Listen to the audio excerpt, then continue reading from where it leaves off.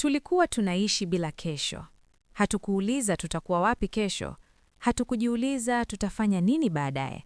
Tuliamka, tukaoga, tukavaa, tukatoka. Mimi, Aisha na Nuru, wadada wa mjini. Wengine walituonea wivu, wengine walitusema vibaya, lakini hakuna aliyekuwa anaijua kweli maisha tuliyokuwa tunaishi. Tulikaa apartment katikati ya jiji, ghorofa ya juu, lift yenye vioo. Usiku, taa za mji zilikuwa zinang'aa kama ndoto. Balcony ilikuwa sehemu yetu. Hapo ndipo tulikaa kwa muda mrefu sana, tukicheka, tukipiga picha, tukipanga usiku wetu. Wakati mwingine tulikaa kimya, tukisikiliza kelele za mji, magari yakipita, mziki ukipiga mbali. Tulikuwa tunasema tunaenjoy. Lakini mara nyingi kila mmoja alikuwa peke yake ndani ya mawazo yake. Nilikuwa naangalia uso wa Aisha. Wakati mwingine alionekana kama anataka kusema kitu, halafu anajizuia. Nuru alikuwa anacheka zaidi ya kawaida, kama mtu anayejificha kitu, na mimi nilijifanya niko sawa. Simu zetu hazikuwahi kukaa chini. Kila dakika kuna message, kila dakika kuna invite. Hakuna aliyekuwa na kazi maalum, lakini pesa zilikuwa zinakuja haraka na zilipotea haraka zaidi. Tulikuwa tunasema maisha ni sasa. Kila Ijumaa ilikuwa sherehe, kila Jumamosi ilikuwa recovery, kila Jumapili ilikuwa kupanga starehe inayofuata. Tulikuwa tunaingia club kama tunamiliki mahali. Mlango ulikuwa unafunguliwa, meza zilikuwa mbele, chupa zilikuwa tayari baridi, mwanga mkali, mziki mzito, watu waliokuwa wanatuita majina mazuri. Tulicheka bila kujali muda, tulicheka bila kuuliza kesho. Lakini ukitoka nje saa 10 alfajiri, baridi ilikuwa inaingia hadi mifupani. Tulikaa ndani ya gari, kimya, makeup imechoka, miguu inauma. Hakuna aliyekuwa anazungumza, kwa sababu kila mmoja alikuwa anajua hii starehe haikudumu. Lakini hakuna aliyekuwa tayari kusema. Aisha alikuwa wa kwanza kunifanya nione dalili. Alianza kubadilika, pole pole. Alikuwa anakaa chumbani akiwa amevaa lakini hatoki. Twende, nilimwambia. Akatabasamu, njooni, lakini hakutoka.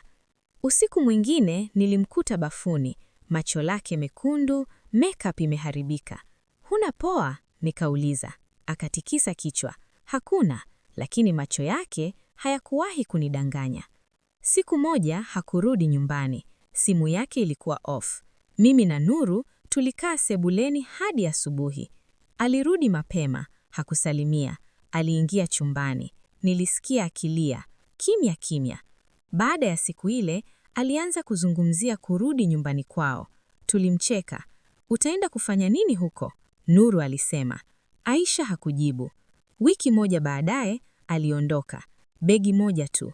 Hakufanya drama, hakutoa maelezo marefu. Tulibaki wawili. Apartment ile ile, balcony ile ile, lakini sauti ilikuwa imepungua.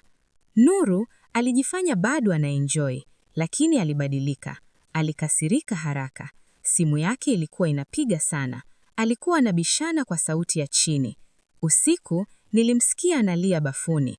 Sikugonga mlango kwa sababu nilikuwa naogopa kusikia ukweli.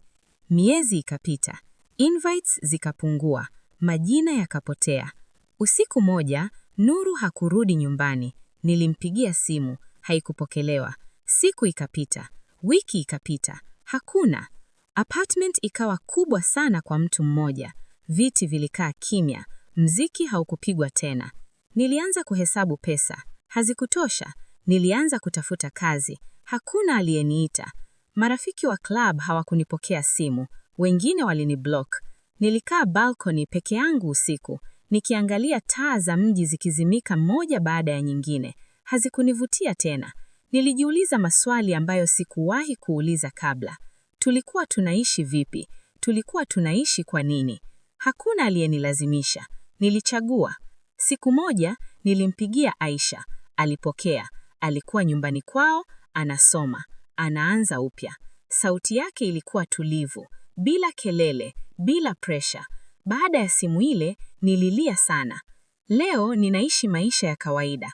Nina kazi ndogo, nina chumba kidogo, Si ya starehe, lakini ni ya amani.